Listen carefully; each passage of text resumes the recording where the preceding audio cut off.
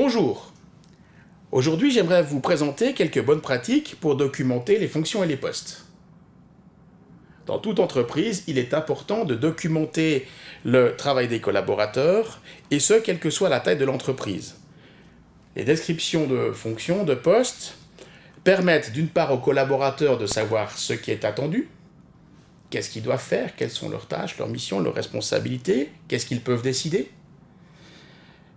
Permettent au management de disposer d'éléments clairs pour savoir ce qu'ils peuvent attendre de leurs collaborateurs. C'est des points d'appui qui leur permettent le cas échéant de corriger, d'évaluer, de reprendre le collaborateur, éventuellement de recadrer s'il le faut. Et ça permet aux ressources humaines d'avoir un document de référence qui permet de prévoir facilement les recrutements. En l'absence de ces documents, ou s'ils sont mal rédigés, le flou s'installe. On ne sait plus qui fait quoi, on ne sait plus comment les choses fonctionnent, on ne sait pas qui aurait dû faire quelque chose, et là on est embêté. Donc je vais vous partager quelques exemples qui sont issus de ma pratique professionnelle et des mandats qui m'ont été confiés ces derniers mois. D'abord, j'ai rencontré des entreprises qui avaient fait le travail de documentation, mais ils l'ont fait il y a quelques années. Du coup, ces documents étaient obsolètes et ils contenaient des éléments qui n'avaient plus lieu d'y être. Par exemple, dans un service informatique, une personne devait assurer la maintenance des applications Lotus Notes. Sauf que Lotus Notes avait été abandonné depuis de nombreuses années et qu'ils n'avaient plus la moindre application Notes en exploitation. Une autre personne s'occupait des apprentis depuis environ 2 ans, mais cette responsabilité n'apparaissait pas dans sa description de fonction, parce que le document datait de 4 ans, donc il était trop ancien, il n'avait jamais été mis à jour. Donc n'oubliez pas de mettre à jour régulièrement vos documents pour qu'ils contiennent des éléments qui correspondent à la réalité opérationnelle de vos collaborateurs et collaboratrices. Il faut que ça corresponde à la réalité, d'une part pour que les gens, comme je l'ai dit, sachent ce qu'on attend d'eux, mais aussi, il faut penser malheureusement à des cas extrêmes. Si on a un reproche à faire à un collaborateur, si les choses se passent trop mal et qu'il faut s'en séparer, et qu'on reproche à un collaborateur des choses qui ne figurent pas dans sa description de fonction, cette personne, si elle se retourne au prud'homme, peut obtenir gain de cause pour licenciement abusif. On lui reproche des choses qui ne lui étaient pas demandées. Donc c'est embêtant, c'est pas normal. Donc il s'ensuit des procédures qui n'en finissent pas. Ça peut durer très longtemps, ça coûte beaucoup d'argent, beaucoup d'énergie, c'est contre-productif pour la personne et pour vous. Deuxième chose qu'on rencontre assez souvent, ou en tout cas que j'ai rencontré assez souvent, ce sont des documents qui mentionnent des versions spécifiques d'outils ou des marques de véhicules. Par exemple, maîtriser la suite bureautique Office 2007. Parfait. Sauf que maintenant, l'entreprise est passée à Office 2013. Donc, comment évaluer un collaborateur, comment savoir ce qu'on attend de lui si la version qu'on utilise ne correspond pas à la description de fonction. Si dans le cas d'une évaluation, on lui dit « ouais, la maîtrise des outils informatiques, bureautiques, ça marche pas », il dit « ah mais oui, moi j'étais très bien sur 2007, c'est ce qui est dans ma description de fonction ». Ça peut paraître bête, mais c'est des choses qu'on rencontre dans les entreprises. On dit des fois « oui, c'est évident, ça se passe pas comme ça ». Bah si, ça se passe comme ça, je l'ai vu. Et relativement souvent, malheureusement. Un autre exemple, pour changer de domaine, la maintenance du tracteur John Deere. Formidable. Sauf que le tracteur en question, c'était un vieux truc qui a été vendu il y a 2 ans et qui a été remplacé par un autre tracteur d'une autre marque. Et du coup, voilà, on n'assure plus la maintenance d'une John Deere qui n'existe plus, bien entendu. Donc on a quelque chose qui ne tient pas la route, quelque chose qui est faux, et puis qui peut, là aussi, poser problème. En général, quand tout va bien avec le collaborateur, ça pose pas trop de problèmes, mais en cas de conflit, eh bien les choses peuvent se gâter en disant « ah mais non, mais c'était pas marqué dans mon document ». Donc faites attention à ne pas nommer des versions d'outils ou des noms de véhicules dans ces documents. Par exemple, maîtriser la suite bureautique de l'entreprise est une activité qui suffit amplement. À chaque changement de version, pas de souci, vous n'avez pas besoin de modifier vos documents. Et le collaborateur sait que s'il y a une nouvelle version qui apparaît, eh bien, il va falloir se mettre à niveau. Et vous savez que si une nouvelle version apparaît, vous devrez aussi prendre les mesures pour que les collaborateurs soient formés.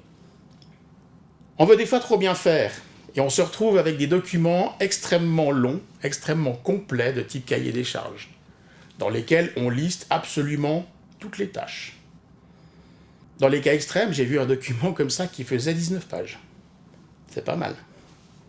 Alors, on a tout mis, on croyait avoir tout mis, on était sûr d'avoir tout mis, et puis on était tout content. Et puis, j'ai eu un cas où, sur une prestation, assurer la tonte et l'entretien du terrain de football, eh bien, il y a eu un souci. Dans le cahier des charges, on décrivait tout ce qu'il fallait faire.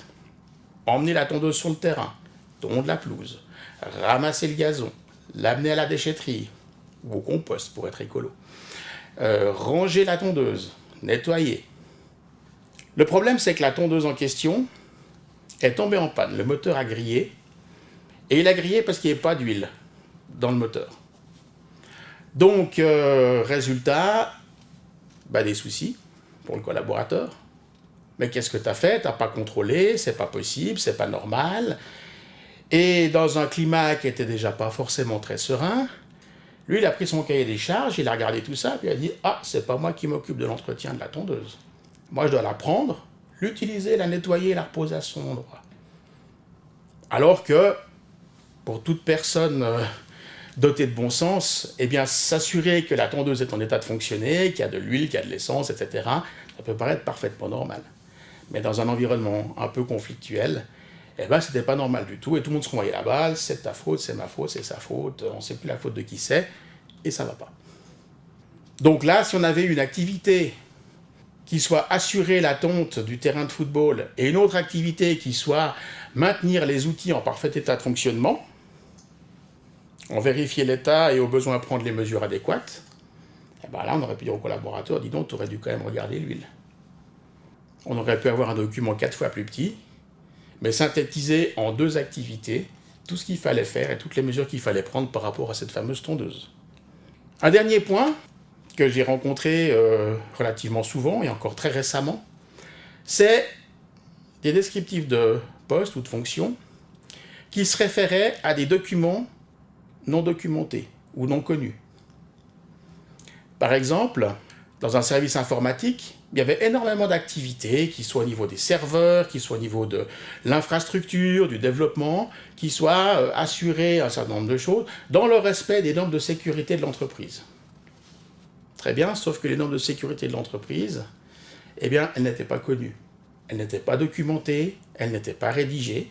Il y a un groupe de travail sécurité qui travaillait sur la question, mais rien n'était formalisé. Alors, qu'est-ce qui se passe dans ces cas-là? Les collaborateurs, qui sont des vrais professionnels, qui se donnent la peine, qui s'investissent.